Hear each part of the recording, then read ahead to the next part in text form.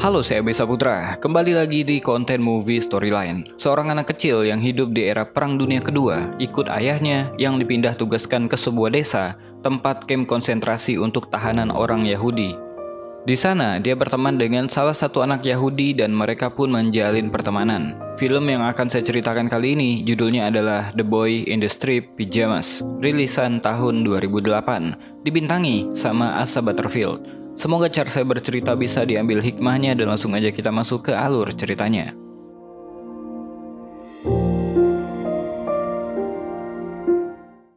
Film ini fokusnya pada anak kecil bernama Bruno. Dia adalah anak dari seorang tentara di Jerman dan mereka tinggal di kota Berlin. Siang itu ketika pulang ke rumah, Bruno mendapati bahwa rumahnya tengah diberes-bereskan. Kata ibunya yang bernama Elsa, mereka akan mengadakan pesta karena ayahnya yang bernama Ralph dipromosikan untuk naik jabatan. Saat itu lagi Perang Dunia Kedua, di mana Jerman lagi kejam-kejamnya dengan bangsa Yahudi. Karena Ralph akan dipindah tugaskan, otomatis seluruh keluarganya juga akan ikut termasuk Bruno. Karena ayahnya adalah seorang tentara, udah wajar kalau dia nggak punya pilihan selain melakukan apa yang diperintahkan oleh negara. Bruno awalnya menolak karena dia udah punya banyak teman di kota itu. Tapi ya mau bagaimana lagi, dia hanya seorang anak kecil yang ikut kemana orang tuanya akan pergi. Pada malam hari ketika pesta, Bruno dan Gretel bertemu dengan neneknya. Kepindahan mereka dari kota Berlin tentunya sangat disayangkan oleh nenek, karena sang nenek tahu mereka akan pindah kemana. Sang nenek adalah orang yang gak setuju dengan adanya peperangan. Apalagi dia tahu gimana perlakuan bangsa Jerman terhadap Yahudi. Tibalah saat kepindahan. Mereka semua akan meninggalkan rumah mereka untuk ikut sang ayah ke daerah tugasnya yang baru. Perjalanan lumayan panjang dengan menggunakan kereta api, kemudian dilanjutkan perjalanan darat ke sebuah desa. Singkat cerita, sampailah mereka di rumah dinas ayahnya. Rumah yang lumayan megah tapi terlihat suram dari depan. Bruno masih aja belum ikhlas untuk pindah ke sini karena di sini lebih terlihat seperti kantor tentara daripada rumah. Ketika lagi beres-beres di rumah, dari jendela kamarnya, Bruno melihat keluar. Dari kejauhan, terlihat ada pemukiman warga dan banyak orang yang lagi bekerja di ladang. Jadi Bruno pun mencoba untuk meminta izin pada Elsa untuk bermain dengan anak-anak di ladang. Elsa tentu aja mengizinkan. Siapa tahu dengan bermain dengan anak-anak sekitar, Bruno jadi betah. Tapi Bruno mengatakan bahwa dia akan memantau dulu anak-anak di sana seperti apa, karena mereka terlihat aneh. Mereka semua mengenakan piyama, kata Bruno. Di saat yang sama datanglah seorang yang udah tua mengantarkan sayur-sayuran. Walau mengenakan pakaian seperti seorang petani, tapi terlihat di dalamnya dia juga mengenakan piyama. Melihat kondisi itu, Elsa pun gak bisa menjelaskan apa-apa. Bruno kemudian menemui ayahnya untuk bertanya tentang penduduk berpakaian piyama yang dia lihat dari jendela. Tentunya Ralph agak bingung untuk menjelaskan pada Bruno. Gak mungkin dia bilang kalau itu adalah bangsa Yahudi yang tentara Jerman tahan di dalam sebuah kamp konsentrasi. Ralph menjelaskan bahwa dia berusaha untuk membuat dunia ini lebih baik untuk Bruno tinggali. Sebelum omongan terlalu jauh, Elsa pun datang dan menyuruh Bruno untuk pergi ke kamarnya. Supaya Bruno nggak melihat keluar jendela, mereka sampai memalang jendela tersebut dan melarang Bruno untuk bermain ke arah ladang. Berminggu-minggu main sendiri tentunya membuat Bruno bosan. Pada suatu siang, ketika lagi bermain di halaman, dia melihat sebuah pintu yang terbuka. Dia pun pengen mencari tahu kemana itu akan membawanya, sampai akhirnya dia dihentikan oleh Elsa yang melihatnya. Ketika makan malam, Ralph melarang Bruno untuk bermain-main di kebun belakang rumah lagi. Di lain hari, Bruno bertanya pada anak buah ayahnya yang bekerja di sana. Bruno meminta sebuah ban bekas untuk dibuatkan ayunan di pohon depan rumah. Komandan ini pun langsung meneriaki orang tua Yahudi yang bekerja di sana untuk mengambil ban bekas di gudang belakang rumah. Move! Dengan diantarkan oleh orang tua ini, Bruno pun ke gudang belakang. Sementara orang tua Yahudi itu mencari ban bekas, Bruno melihat ada jendela yang menuju keluar area luar pagar. Setelah mendapatkan ban yang diperlukan, mereka pun pergi. Ketika lagi bermain ayunan, Bruno melihat ada asap hitam di balik pepohonan. Ketika ingin melihat, dia malah terjatuh. Untungnya, dia langsung ditolong oleh orang tua tadi. Nama orang tua ini adalah Pavel. Ternyata dia dulunya adalah seorang dokter. Karena menjadi Yahudi lah nasibnya menjadi seperti ini sekarang. Menjadi pesuruh di rumah tentara Jerman. Ketika Elsa kembali dari pasar, dia khawatir melihat keadaan Bruno. Namun dia lega dengan apa yang dilakukan oleh Pavel. Entah dengan setengah hati atau dengan perasaan takut ataupun juga malu, Elsa pun berterima kasih pada Pavel. Untuk pendidikan anak-anaknya, Ralph memperkerjakan seorang tutor yang bisa mengajari mereka di rumah. Jadi Bruno dan Gretel gak perlu pergi ke sekolah. Bruno adalah anak yang senang berpetualang. Buku-buku yang dia baca pun buku tentang kisah petualangan dan buku fantasi lainnya. Pilihan buku yang normal untuk anak seusia dia. Tapi Pak Guru ini malah mengarahkan Bruno untuk belajar sejarah Jerman. Membaca buku setebal itu tentunya membuat Bruno mudah bosan. Ketika itu, sekali lagi, dia melihat pintu menuju kebun belakang terbuka. Dia pun menyelinap ke gudang dan keluar dari jendela menuju hutan di belakang rumahnya. Pertama kalinya setelah berminggu-minggu tinggal di sana, Bruno kembali merasakan petualangan lagi. Sampailah dia ke ladang yang dia lihat dari jendela kamarnya. Di sanalah dia melihat ada seorang anak kecil. Jadi Bruno pun memutuskan untuk menyapanya. Nama anak ini adalah Smul. Bruno masih belum paham tentang semua ini. Yang dia lihat hanyalah seorang anak kecil yang tinggal di sebuah pemukiman aneh, di mana semua orang di sana menggunakan piyama yang sama, dan Smul adalah anak kecil yang lagi menyendiri karena bertengkar dengan temannya yang lain di ladang itu. Mereka berdua pun berpisah karena Smul dipanggil untuk berkumpul. Suatu hari di rumah, Bruno mencoba untuk mencari bolanya di gudang bawah tanah rumahnya. Pada saat itu dia melihat boneka-boneka milik Gretel dibuang di sana. Dia pun segera mengabari Gretel, tapi dia kaget. Ternyata Gretel yang membuangnya sendiri. Gretel yang masih berusia 12 tahun itu mengatakan boneka adalah mainan untuk anak kecil. Gretel yang sekarang malah memuja-muja Nazi dan Hitler.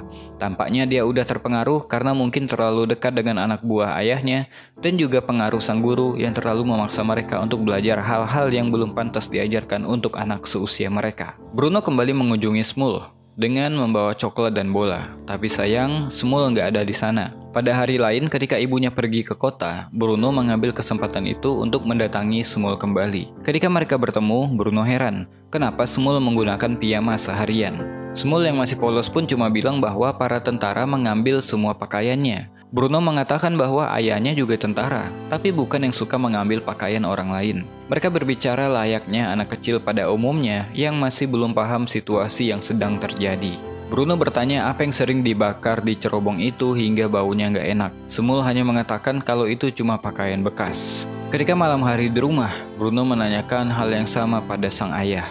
Tapi Ralph cuma bilang kalau yang dibakar itu mungkin hanya sampah. Malam itu Elsa juga bertanya pada Ralph apa yang diajarkan oleh guru pada anak-anak mereka. Elsa tentunya agak khawatir dengan perubahan yang ada di diri Gretel. Tapi Ralph menyuruh istrinya untuk nggak khawatir.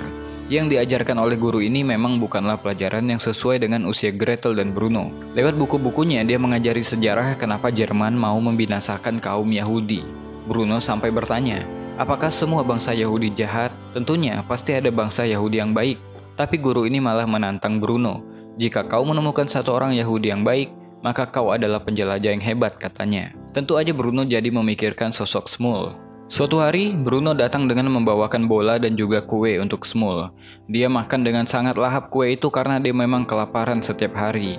Smul menolak untuk bermain bersama Bruno. Dia takut dan mengatakan kalau itu sangat berbahaya. Tapi Bruno masih aja nggak ngerti-ngerti situasi dan mengatakan kenapa bisa, apa salahmu, apa yang mereka lakukan dan sebagainya. Mereka pun lagi-lagi berpisah karena Smul dipanggil untuk berkumpul. Suatu siang ketika baru pulang dari pasar, Elsa mencium bau menyengat yang kemarin selalu Bruno tanyakan. Salah satu anak buah Ralph pun keceplosan. They smell even worse when they burn, don't they? What? Surely, yeah.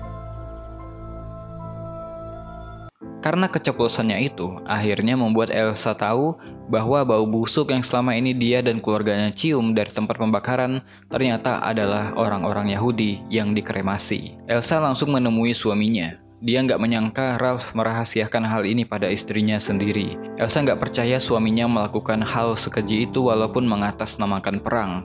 Ralph mengatakan negara melakukan itu supaya Jerman bisa lebih kuat. Pada suatu malam, mereka kedatangan si kakek tanpa si nenek. Ketika makan malam, suasana keluarga ini udah nggak seperti kemarin. Apalagi suasana jadi makin nggak enak ketika Pavel yang udah tua menumpahkan anggurnya si letnan. Dia pun langsung dimarahi dan dipukul di luar. Elsa berharap suaminya melakukan sesuatu karena itu udah terlalu tega. Tapi Ralph bahkan tetap meneruskan makannya. Bruno yang menyaksikan hal itu juga kecewa kenapa ayahnya diam saja. Bruno jadi bingung apakah ayahnya ini orang baik atau orang jahat.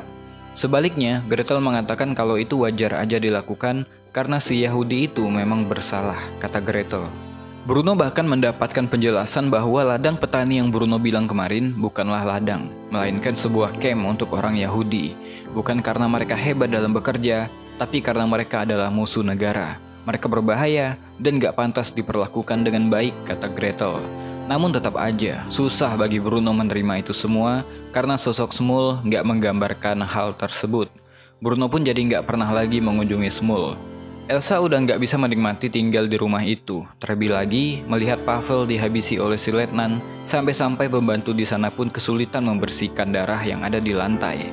Pada suatu hari, ketika Ralph akan mengadakan sebuah pertemuan, Bruno melihat Smul dipekerjakan di rumahnya untuk membersihkan perabotan. Bruno mengatakan bahwa mereka harusnya nggak berteman karena sebenarnya mereka adalah musuh. Di kesempatan itu, Bruno menawarkan Smul kue yang ada di atas meja. Tentu aja Smul mau banget. Bruno penasaran dan bertanya pada Smul apa yang sebenarnya terjadi di dalam camp. Tapi sebelum sempat dijawab, letnan masuk dan memarahi Smul karena udah berani-beraninya berbicara pada Bruno. Keadaan tambah tegang ketika Smul kedapatan lagi makan kue. Awalnya Smul mengatakan bahwa Bruno adalah temannya dan Bruno lah yang memberikannya kue. Tapi karena Bruno takut, dia mengatakan pada letnan bahwa dia nggak kenal dengan Smul sama sekali. Do you know this Jew? Do you know this Jew? I've never seen him before in my life. I just walked in and he was helping himself. Karena hal itu Bruno kesal dengan dirinya sendiri dan khawatir hal buruk bisa menimpa Smul. Dia ingin meminta maaf, tapi sayang Smul udah nggak ada di sana. Dia pun mencoba pergi ke camp, tapi Smul juga nggak ada di tempat biasa. Siang itu ayahnya kedatangan tamu militer yang cukup ramai. Bruno yang penasaran pun mengintip ke dalam ruang kerja, dan di sana mereka lagi nonton bareng kehidupan yang berada di camp. Sebuah video palsu yang menggambarkan bahwa kehidupan di camp gak melulu diisi dengan kegiatan pekerjaan. Ada juga olahraga dan hiburan. Bahkan penghuninya bisa bersantai dengan anak-anak yang bermain. Intinya menyenangkan banget tinggal di camp. Tentu saja, bukan seperti itu yang sebenarnya terjadi. Tapi buat anak kecil seperti Bruno, dia percaya bahwa ayahnya melakukan hal yang baik. Bruno sampai memeluk ayahnya seakan bangga karena ayahnya memperlakukan orang-orang di camp dengan sangat layak. Hari demi hari Bruno mencoba mengunjungi Smul, tapi sayang Smul selalu aja nggak ada di tempat biasa. Sampai suatu hari, Smul akhirnya berada di sana. Bruno kaget karena melihat wajah Smul yang luka lebam. Bruno mencoba untuk meminta maaf atas apa yang udah dia lakukan. Dia melakukan itu dikarenakan dia takut dengan letnan, makanya dia berbohong. Smul pun memaafkan Bruno dan mereka berteman kembali. Sebelum pergi, Bruno mengatakan keheranannya. Kenapa kehidupan di camp yang dia lihat di video tadi sangat menyenangkan, berbeda dengan yang ada di sini. Tapi Smul nggak menjawab apapun. Setelah hari itu, pertemanan mereka menjadi semakin akrab. Bruno biasanya akan membawa mainan yang bisa dimainkan Smul dari dalam pagar. Mereka sangat bersenang-senang walaupun keadaan seperti itu adanya. Sementara itu Elsa makin lama makin gak sanggup untuk tinggal di situ. Semenjak dia mengetahui apa yang terjadi dengan orang-orang yang ada di camp. Elsa pun kadang-kadang stres dan berusaha menghibur dirinya sendiri. Bahkan pernah Elsa dan Ralph bertengkar hebat pada malam hari. Elsa cuma gak mau terlibat lebih jauh lagi dengan keadaan ini. Terlebih lagi Elsa nggak mau anak-anaknya tumbuh di lingkungan seperti itu. Besok paginya Ralph menjelaskan pada Gretel dan juga Bruno bahwa udah waktunya mereka pindah bersama ibunya ke tempat lain. Menurut ibunya, tempat ini bukanlah tempat yang tepat untuk mereka tumbuh dan belajar. Ralph pun setuju akan hal itu. Sebenarnya Bruno nggak mau meninggalkan rumah ini karena dia udah berjanji pada Smul untuk nggak pergi lagi. Tapi apa mau dikata, Bruno kembali mengunjungi Smul di tempat biasa. Saat itu Smul sedih karena dia nggak bisa menemukan ayahnya. Terakhir kali ayahnya bekerja dengan sekelompok orang namun nggak kembali semenjak itu. Untuk menebus kesalahannya pada waktu itu, Bruno menawarkan untuk membantu Smul mencari ayahnya. Bruno membayangkan keseruan seperti menjalani misi rahasia. Dia pun memutuskan untuk masuk ke sana dengan menggali tanah yang ternyata tidak terlalu keras. Smul pun setuju dan mengatakan dia akan membawakan piyama untuk Bruno. Keesokan harinya, siang itu sebenarnya adalah hari Elsa dan anak-anaknya untuk pindah. Tapi Bruno mengatakan pada Elsa bahwa dia ingin bermain ayunan untuk yang terakhir kalinya. Elsa pun mengizinkan. Tentu saja Bruno nggak main ayunan. Ia pergi menuju Smul dengan membawa sekop untuk menggali tanah. Di sana Smul udah menunggunya dengan piyama yang udah dia bawa. Bruno pun mengganti pakaiannya. Kemudian mereka mulai menggali. Setelah selesai, Bruno pun masuk ke dalam dan mereka berdua mulai mencari ayahnya Smul. Pertama kalinya masuk ke sana, Bruno langsung takut melihat keadaan yang gak sesuai dengan apa yang dia lihat di video. Awalnya dia mau pulang, tapi karena takut mengecewakan Smul, dia pun menguatkan diri untuk melanjutkan pencarian. Ketika mereka berdua masuk ke dalam pondok, tiba-tiba seorang tentara masuk dengan marah-marah dan mereka semua disuruh keluar. Bingung dan takut dirasakan mereka berdua yang terhimpit dalam kelompok orang sehingga mereka hanya bisa ikut arahan. Sementara itu Elsa sadar bahwa Bruno gak bermain ayunan. Semua yang ada di sana pun panik mencari keberadaan Bruno yang gak ada di ruangan manapun. Ketika mencari Bruno di luar, Elsa melihat pintu ke kebun belakang terbuka. Ketika sampai di gudang, mereka kaget. Di sana mereka menemukan roti yang jatuh dan juga jendela yang terbuka. Jadi dia pun melaporkannya pada Ralph. Hujan pun turun dengan lebatnya.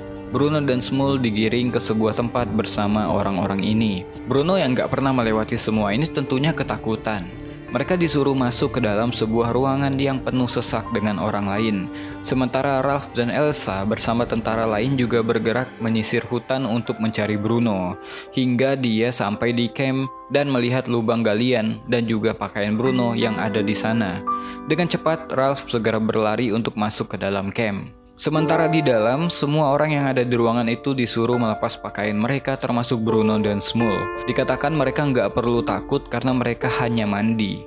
Tapi kenyataannya berbeda. Mereka dibunuh secara massal di kamar gas dan Bruno ikut meninggal di dalam sana. Ketika Ralph sampai, tentunya semua udah terlambat.